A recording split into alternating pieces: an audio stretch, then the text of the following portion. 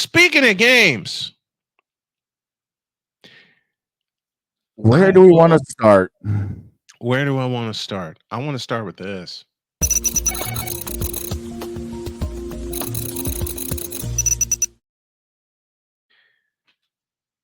Dear Dallas Cowboys and dear moronic Republic of Cowboy Nation.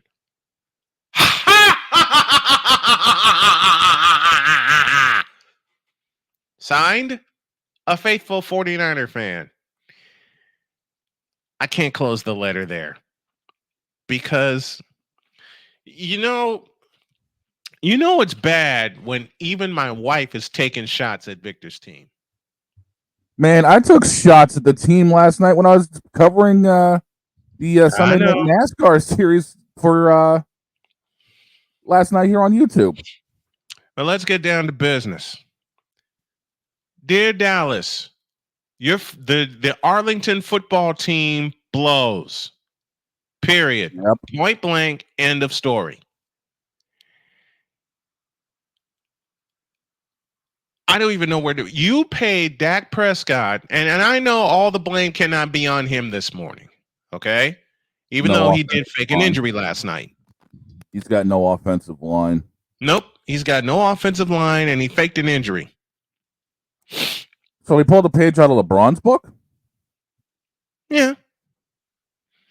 I saw a lot of people on YouTube last night saying, I don't want to be the guy that says this. I don't want to be the guy that I'll be the guy. Dak Prescott faked an injury last night.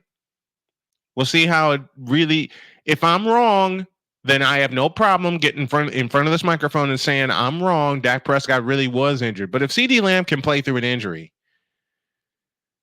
why couldn't Dak Prescott? I mean, this is the quarterback you all wanted. This is the quarterback you all begged for. This is the quarterback you all begged to sign at freaking 60 million freaking blanking bleeping dollars a year. And he's proving one very important fact. He ain't worth it. And you're bereft of a running game. You're bereft of talent on the roster to execute said running game. You're bereft of talent to execute an offense. And I've had so many moronic Republic of Cowboy Nation members, Victor Locke, Chris Dietz, and a few others not included, say to me, do you see the talent on this roster? To answer your question honestly, no, I do not. Because if you had any talent on that roster, any whatsoever, you'd have shown up yesterday. Matter of fact, let me go one week backwards. If you had any talent on the roster, as you all say that you do, you'd have shown up last week in Santa Clara. Why am I bringing it back to that game? Why am I showing that? And why am I bringing it back to that particular game and combining it with what happened yesterday in the ATL? Here's my first joke of the day, and I can't help it. Because yes, Dak, it is you. It has always been you. It always will be you. And you ain't worth $60 million a year. Forever and ever. Amen. Amen. Now, let me get to CeeDee Lamb. He ain't worth the money either. He's not worth the money, nor is he worth wearing number 88. For you see, and hello, good morning to Strikeout Beer Podcast and Jedi Kid for coming in, being our first chatters this morning. For you see, I remember 88 as long as I've watched football, which is now 4.5 decades worth. I remember number 88 belonging to two receivers in Cowboy history. Both of them are Hall of Famers. Drew Pearson and Michael Irvin. Yep. Dez Bryant, you didn't deserve it. CeeDee Lamb, you don't deserve it. 88 should be a sacred number with the Cowboys. Yet, you allow these mediocre-ass receivers to wear the number. And yes, I'm saying Dez Bryant is and always will be a mediocre receiver. And yes, I am saying that CeeDee Lamb is a very mediocre receiver. Why am I saying that, you ask? It's pretty simple. Where are you, CD Lamb, when the Cowboys need you most? Like yesterday? Nowhere to be found.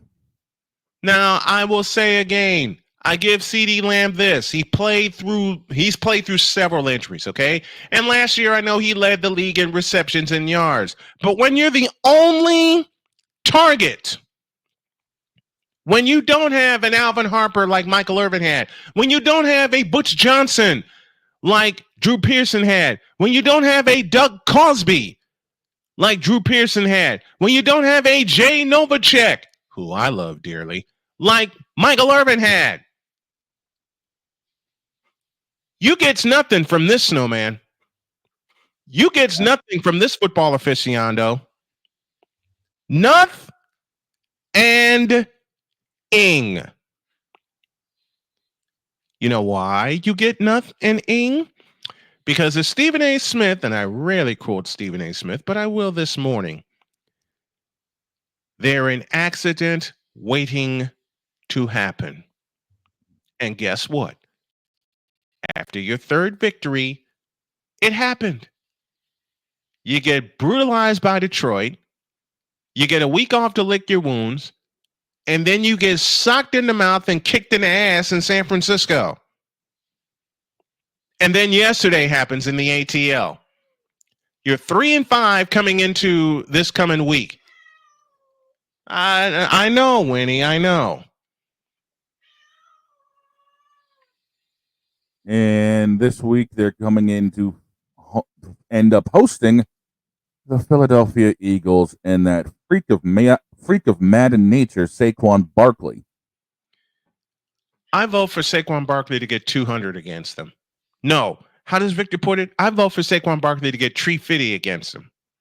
Don't be talking about no Loch Ness monster. I'll give him by $5. Now, Saquon is going to go nuts on Dallas. Because that porous run defense ain't worth a hill of greens. I know it's a hill of beans. I know it's Casablanca. The hell with it. I was about to say, wait a minute, what run? What I was about to say, what run defense? They ain't even showed up. Exactamundo. You ain't worth it. You understand me? You may be the richest franchise according to moronic Republic fans. Not to me, you ain't. In other words, Dallas Cowboys, your season is Kaputski. Period. Point blank. End of story. That's that. That's your ball game. And as the late, great Jack Buck would say, as I'm sporting the team that he loved, that's a winner, which the Cowboys are not. That's Snowman's take. What is yours?